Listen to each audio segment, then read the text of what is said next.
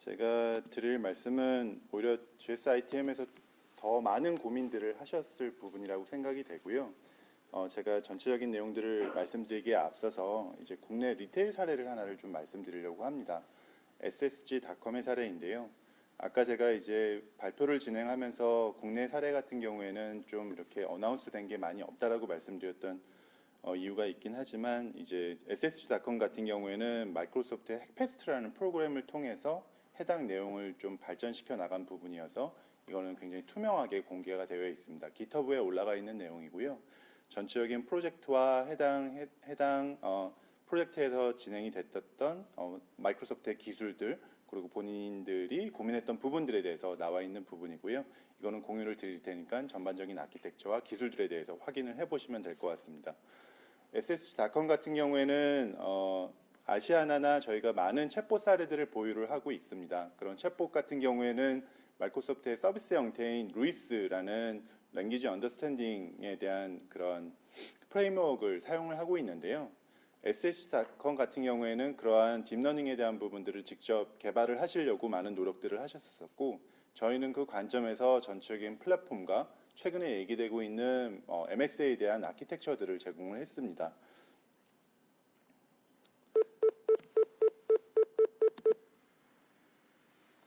네. 그래서 보시면 아시겠지만 애저 배치라는 딥러닝에 대한 모델을 트레이닝하는 부분들 그리고 파스 같은 영역들에 대해서 그거를 이벤트 알람을 받고 누군가한테 알려주는 로직앱 관련된 부분들 그리고 ACR이라고 하는 컨테이너에 대한 관련된 부분들, AKS라는 부분들을 활용을 하셨고요. 애저 펑션이라고 하는 최근에 이제 얘기를 하고 있는 서버리스에 대한 부분들 그리고 코스모스 DB라든지 스토리지 큐 같은 것들을 활용을 해서 전체적인 아키텍처를 구현했다라고 보시면 될 것 같고요. 네.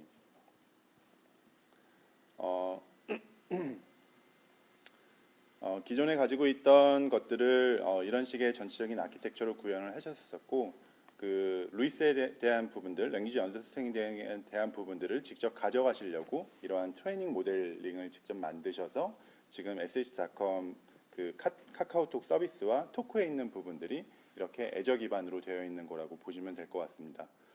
오히려 어떤 기술 레벨에 좀 맞춰야 될지는 몰라서 전반적인 얘기만 좀 말씀드릴 수 있을 것 같고요. 관련된 링크들을 가지고 지금 ITM에서 고민하시는 부분들과 저희가 직접 이런 핵패스트 같은 것들을 활용을 해서 그런 것들을 좀 풀어나갈 수 있지 않을까라는 생각이 듭니다.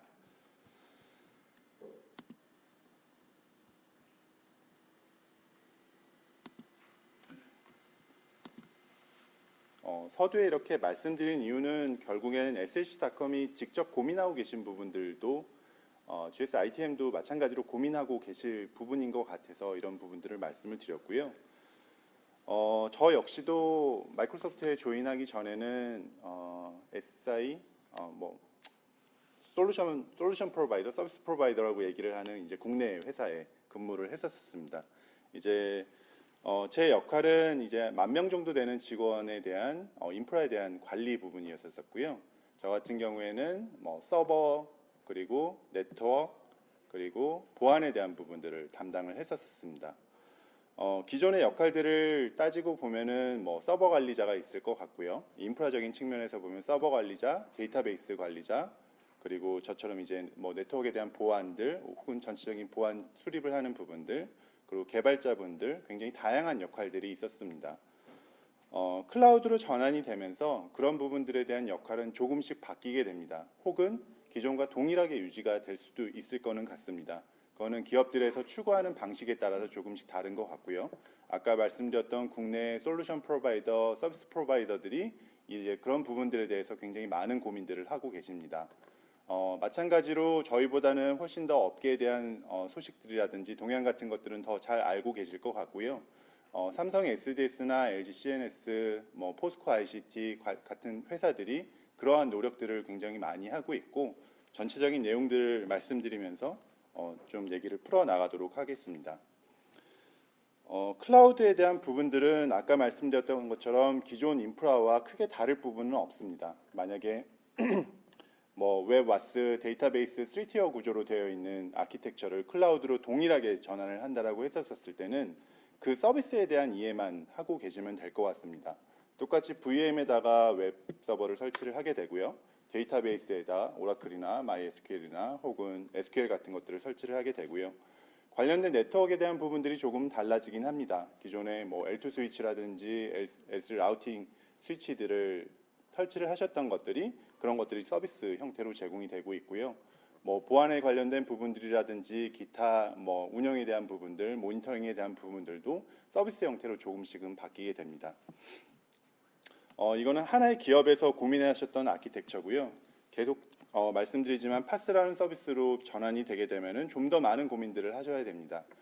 이아스 같은 리프트 앤 시프트로 클라우드로 마이그레이션을 하시는 경우에는 말씀드린 것처럼 클라우드 서비스들의 각 특징들을 잘 이해를 하고 계시면 될 것 같고요. 파스 같은 영역이나 최근에 나오고 있는 서버리스 영역으로 넘어가게 된다라고 한다면은 어찌 보면 지금 하고 계신 업무들에 대한 영역들이 훨씬 더 넓어질 수도 있습니다. 제가 아까 서두에 SM에 대한 부분들을 말씀을 드렸었는데요.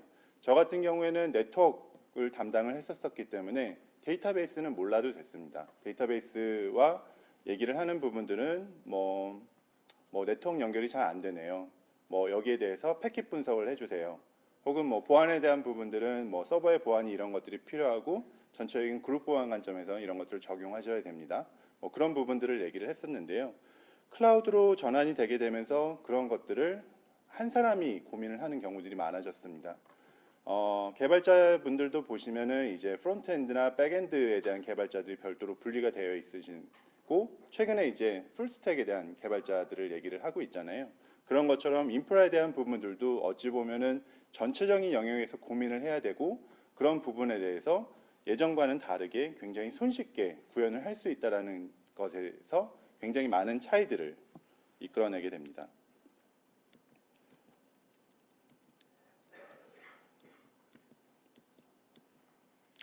관련된 내용들은 솔직히 저희 관점에서 쓴 거고요. 퍼블릭 클라우드가 대세라는 부분들은 뭐 아까 잠깐 말씀드렸던 것처럼 좀 기술 자본 집약적인 사업이기 때문에 글로벌 벤더 중심으로 흘러가고 있는 건 사실인 것 같습니다.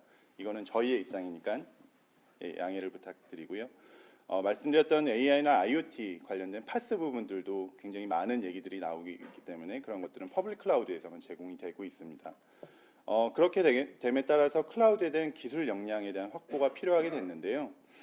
뭐 전문 파트너와 같이 하는 경우들도 있고요. 아니면 자체 인력으로 클라우드에 대한 역량 강화를 고민하시는 고객분들도 있으십니다. 근데 국내 SI 같은 경우에는 대부분들이 초기 단계이기 때문에 그렇게 전문적으로 클라우드에 대해서 매니지드 서비스를 하는 파트너들과 지금은 같이 비즈니스를 많이 만들어 나가고 계신 것 같습니다. 조금 빨리 진행이 됐던 삼성 SDS 같은 경우에는 자체 인력들을 좀 많이 보유하고 계신 것 같고요. 뭐 그런 것들은 뉴스에도 나와 있기 때문에 그런 것들은 확인해 보시면 될 것 같습니다. LG CNS는 굉장히 다양한 클라우드 벤더들에 대해서 매니지 서비스를 하는 파트너들과 초기 단계에는 그렇게 협업 모델로 진행을 하고 있는 건 사실입니다.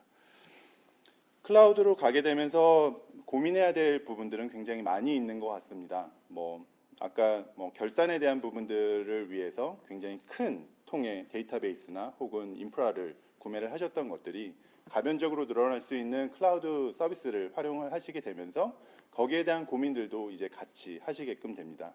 만약 글로벌하게 우리가 서비스를 해야 되는 아키텍처를 고민해야 된다라고 했으면 예전 인프라 방식에서는 각 지역마다의 데이터베이스를 두고 웹서버를 둬서 거기에 해당 지역에 대해서 가용성을 늘린다던가 이제 그런 부분들이 클라우드 서비스로 오게 되면서는 글로벌리하게 복제를 할 수 있는 서비스들이 계속적으로 나오고 있습니다. 그렇게 되면은 데이터베이스에 대해서 고민하셨던 데이터 동기화는 어떻게 하지, 복제는 어떻게 하지, 백업은 어떻게 하지 했던 부분들이 좀 자연스럽게 해결된 부분이라고 보시면 될 것 같습니다. 이런 부분들을 말씀드리는 이유는 결국엔 그렇게 되면서 역할들에 대해서도 굉장히 많이 바뀌게 되는데요. 일반적으로 클라우드에 대한 마이그레이션을 할 때는 기존하고 동일한 것 같습니다. 해당 시스템에 대해서 에지이지를 명확하게 파악을 하게 되고요.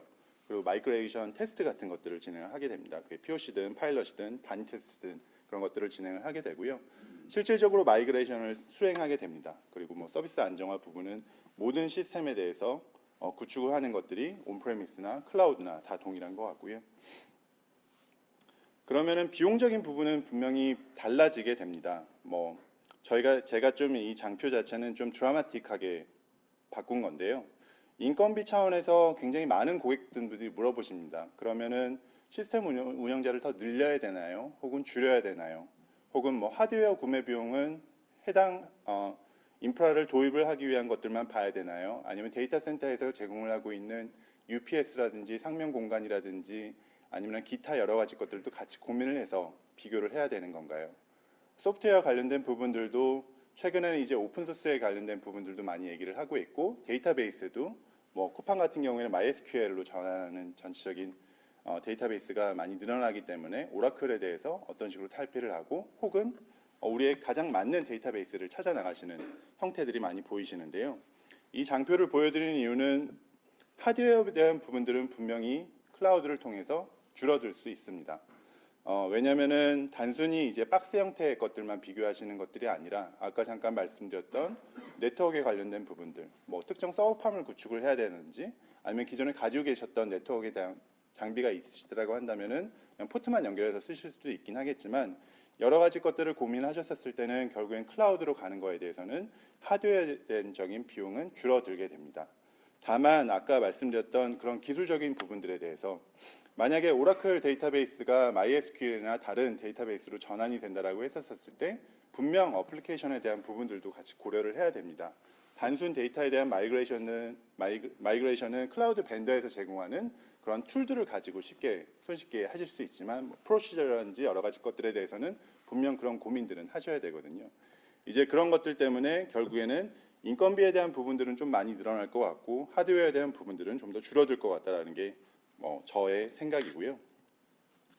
마찬가지로 아까 잠깐 말씀드렸던 것처럼 오라클 데이터베이스를 MS SQL이나 최근에 포스트그레 같은 것들을 했었을 때 오히려 개발 공수에 대한 부분들이 훨씬 더 많이 들어가는 프로젝트가 있을 것 같습니다. 이제 이런 것들을 위해서 결국에는 어세스먼트라는 것들을 진행을 하게 되고요. 이제 그런 것들이 클라우드로 전환이 됐었을 때 클라우드에서 제공되고 있는 서비스들은 어떤 게 있고 그런 서비스들이 우리한테 과연 잘 맞는 것인지 이제 그런 것들을 최대한 극대화해서 우리가 어떤 식으로 아키텍처를 가고 운영 모드는 어떻게 가야 되는지에 대한 고민들을 많이 하게 되시는데요.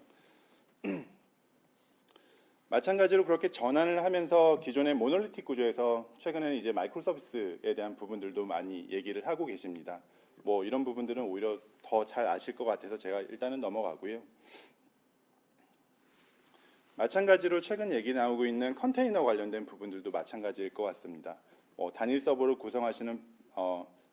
구성하셨던 것들을 굉장히 많은 시스템들을 가지고 IoT라든지 혹은 다른 서비스들을 이제 컨테이너 기반의 서비스들을 많이 고민을 하고 계시고요.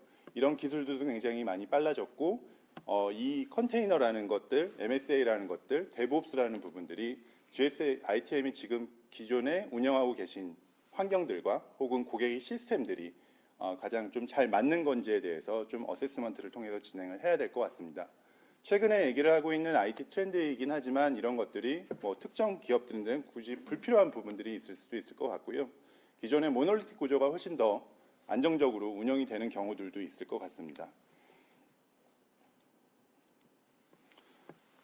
그러면 클라우드 기술 관련된 부분들은 국내 기업들이 진행하고 계신 방식에 대해서 좀 간략하게 말씀을 드리겠습니다. 결국에는 컨테이너가 우리를 도입을 하고 싶은데 어떤 식으로 진행을 해야 될까요? 제가 서두에서 말씀드렸던 이제 SSG.com 같은 사례들을 통해서 마이크로소프트가 가지고 있는 플랫폼 관점에서의 그런 아키텍처를 좀 같이 말씀을 드리고요. 그런 것들을 전체적인 워크샵이나 혹은 해당 프로젝트를 동시에 진행을 함으로써 전체적으로 역량 같은 것들을 키워 나가십니다. 그리고 이런 것들을 한번 프로젝트한 인원들이 다음 프로젝트는 자체적으로 수행할 수 있을까라는 관점에서 수행할 수 있다라고 한다면 지속적으로 그런 개발 인력들이라든지 플랫폼에 대한 인력들을 계속 늘려 나가시고요. 혹은 이런 것들은 굳이 우리가 꼭 안 해도 되고 전문적인 파트너와 같이 협업 모델로 가야 된다라고 한다면 국내 솔루션 프로바이더들이 하고 있는 형태처럼 그런 식으로 파트너십을 맺고 진행하시는 케이스들도 굉장히 많이 있으십니다. 이제 이런 것들이 좀 안정화가 되면은 결론적으로는 GSITM의 기술 대제화를 통해서 이런 것들을 단순 이제 기술 관점이나 플랫폼 관점이 아닌 혹은 서비스 관점까지도 좀 더 발전시켜 나가실 수 있을 것 같고요. 마찬가지로 데이터베이스도 비슷한 것 같습니다. 뭐 제가 예전에 다니던 회사들도 전체적인 표준 아키텍처가 있었는데요. 뭐 자바 기반의 그리고 오라클 데이터베이스 기반의 것들이 많이 있었습니다. 이제 그런 것들이 최근에 이제 국내 회사들도 많이 바뀌고 있고, 말씀드렸던 쿠팡의 사례라든지 아니면 엔터프라이즈 대기업들이라든지 최근에 이제 삼성이 그런 노력을 많이 하고 있죠. 그리고 셉 같은 경우도 하나DB로 변환을 하려는 노력들을 하고 있다 보니까 국내 기업들도 뭐 오라클에서 포스트그레로 좀 간단하게 옮기시는 케이스들도 있으시고요.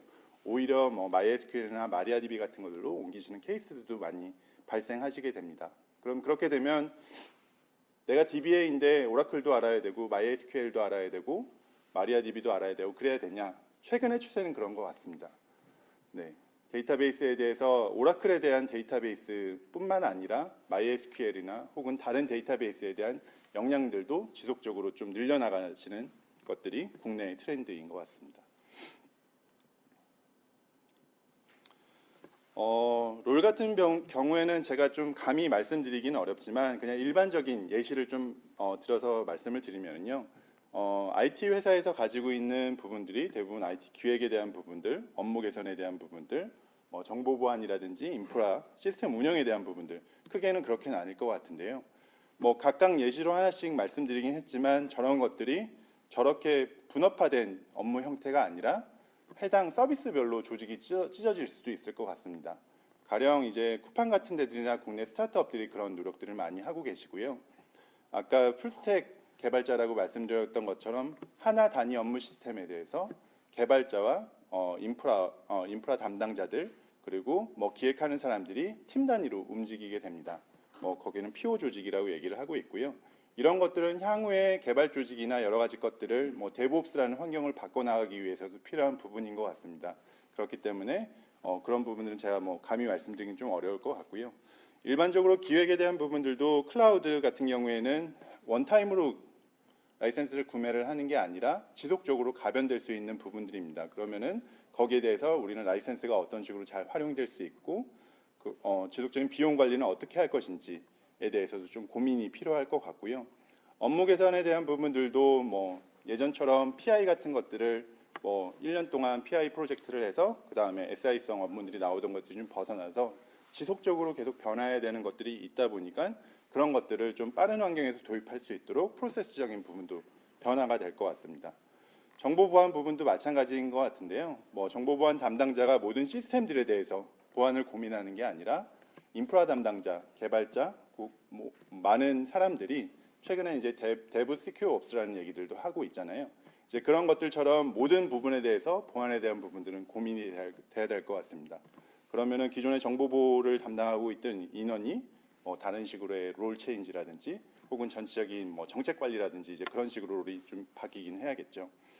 인프라에 대한 부분들도 비슷한 것 같습니다. 서버를 설치를 하기 위해서 굉장히 많은 시간이 들었고 그리고 서버 도입되고 혹은 데이터 센터 이전을 하게 된다면 그 인프라 담당하시는 분들이 굉장히 많은 업무들을 수행을 하셨어야 됐는데요. 이제 그런 부분들에 대해서는 조금은 탈피를 할 수 있게 됩니다. 그러면은 이 부분에 대한 역할은 줄어드냐? 그렇지는 않을 것 같습니다. 오히려 인프라를 관리하시던 부분들에 대해서 못 보시던 부분들, 시스템 개선하기 위한 부분들, 혹은 굉장히 좀 확대해서 그런 부분들에 대해서 좀 더 많은 노력들을 하실 수도 있을 것 같고요. 혹은 그냥 단순하게만 생각한다라고 한다면 5명이서 서버 관리하시던 분들이 줄어들 수도 있을 거는 같습니다. 시스템 운영에 대한 부분들도 마찬가지인데요. 개발에 대한 부분들은 크게 변화하지는 않을 것 같습니다. 다만 우리 기업에서 데브옵스라든지 여러 가지 환경들을 도입하게 된다면 거기에 따라서 역할은 조금 변화를 할 것 같고요. 혹은 아까 말씀드렸던 것처럼 개발자들이 실질적으로 인프라들을 핸들링하기 시작하면서 오히려 개발에 대한 역량들이 더 커질 수도 있는 부분인 것 같습니다.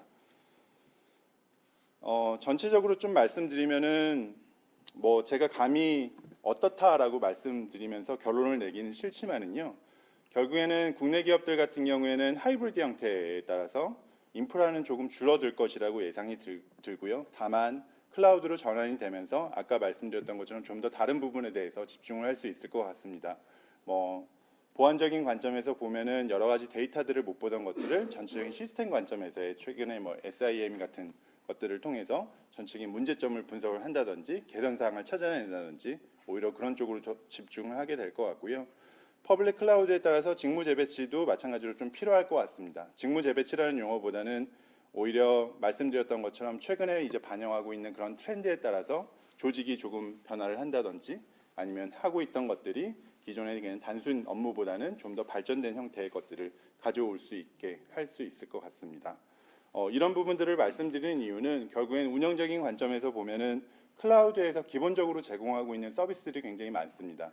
기존의 패턴화된 업무들을 좀 다중적으로 오토메이션을 해주는 최근에 이제 뭐 업계에서는 RPA라는 얘기들도 하고 있잖아요. 이제 그런 것들처럼 뭐 기존의 단순 운영 업무들에 대해서는 자동화시켜갖고 그 업무를 덜어낼 수 있다든지 모니터링 하던 것들도 마찬가지로 뭐 해당 시스템에 들어가서 뭔가 로그를 보는 게 아니라 그런 것들이 클라우드에서 기본적으로 제공하고 있는 서비스들을 가지고 좀 더 운영의 업무에 대해서 벗어날 수 있게 한다든지 이제 그런 부분들에 대한 변화는 일어나지만 일단은 뭐 기존에 운영하시던 환경에서는 클라우드로 변환이 된다라고 해서는 크게 변화할 것 같지는 않고요. 지속적으로 그런 부분들은 고민을 해서 전체적인 조직에 대한 부분들도 같이 고민이 필요한 부분인 것 같습니다. 네, 제가 드릴 말씀은 여기까지고요. 경청해 주셔서 감사합니다.